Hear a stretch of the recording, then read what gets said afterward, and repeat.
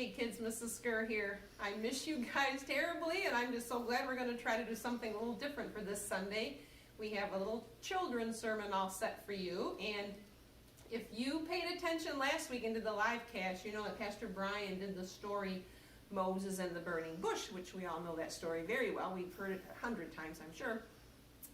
So this week we're focusing on something else, right after that happened where God talked to Moses in the burning bush. And so you'd think Moses would have been all set with what God told him to do, to go and release the Israelites out of Egypt. But Moses had a few more questions for God. And the first one was, what if the Israelites say, you didn't talk to God, that didn't happen?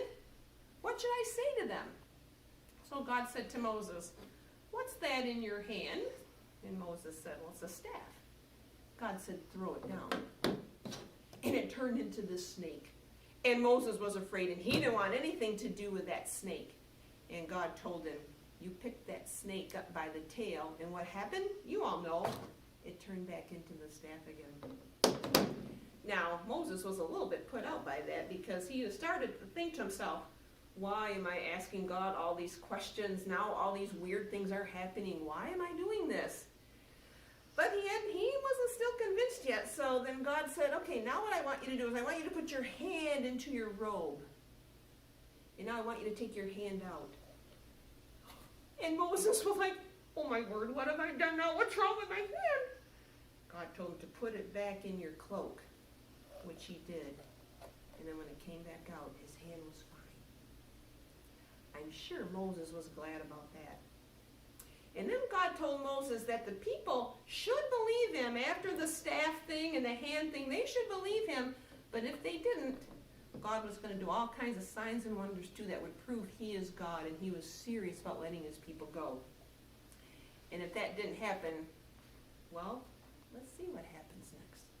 You think Moses was convinced? Nope. Now Moses was trying to come up with excuses about why he couldn't do it. He couldn't go to the people. But God, Moses said, you know I'm not a very good talker. I stutter. I forget what I'm going to say. And I'm just not a good talker to people. I can't do this. And God said to him, Moses, Moses, Moses, who gave man his mouth? And Moses said, well, you did. Didn't I give you your ears and your eyes to do all those things too? I'm going to be with you every step of the way when you do this. I'm not going to leave your side. Well, Moses finally ran out of excuses, but he said one more thing. He said, oh, can't you please send someone in my place? And then God got angry. He got angry with Moses. You think God ever gets angry with you? Sometimes I wonder if he gets angry with me. I've given him many times where he could. But he did get angry with Moses right now. And he said, you are going to do this. You can use your brother Aaron. The two of you will go together and do this. And I will teach you what to say to him. Now go and do it. And don't forget your staff to prove that I am who I say I am. So Moses finally did as God told him to. So then we have a question. Does God ever talk to you? Does he actually talk to you? And I already have some of you in my mind right now that have the answer to this. Of course God talks to us. He talks to us through his word. And it could be an adventure Bible. It could be the Jesus Storybook Bible. It could be the TNIV Bible we have in church. He uses all those ways to talk to you. He also uses your parents, because hopefully your parents are opening this very often and applying it to their lives, and they know what to tell you. And sometimes even uses friends. Even if your friends are little, I bet you sometimes they minister you in ways that surprise you. So we have all these ways that God talks to us today. And in this word that God gives us, he tells us he loves us. And he's going to be with us every step of the way. And that brings us to this last week. We're all at home, right? Most of the time we're sitting at home. We're doing maybe some schoolwork. We're watching TV. We're playing outdoors, hopefully. We're being very careful. We're washing our hands a lot. And then there's this rule. That's a good one, that if it's not part of your family, you should stay 6 feet away. And this Bible story today told us that God does not stay 6 feet away from us. Thank goodness God doesn't need to stay 6 feet away from us. He's in charge of this virus. He's in charge of everything that happens. He's not 6 feet away from us here.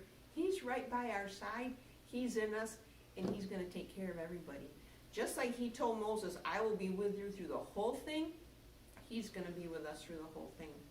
So remember that. This week when you hear 6 feet apart, 6 feet apart, remember not everybody's 6 feet apart. God's right there next to you.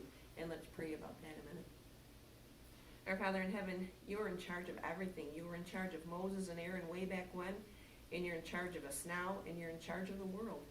And we thank you that you are in control of this virus, and we plead with you to please get rid of this virus quickly so that we can all stay well. And we just ask that you will bless our families during this time. We pray that you'll help us to make the most of it, and to always remember that you are not 6 feet away.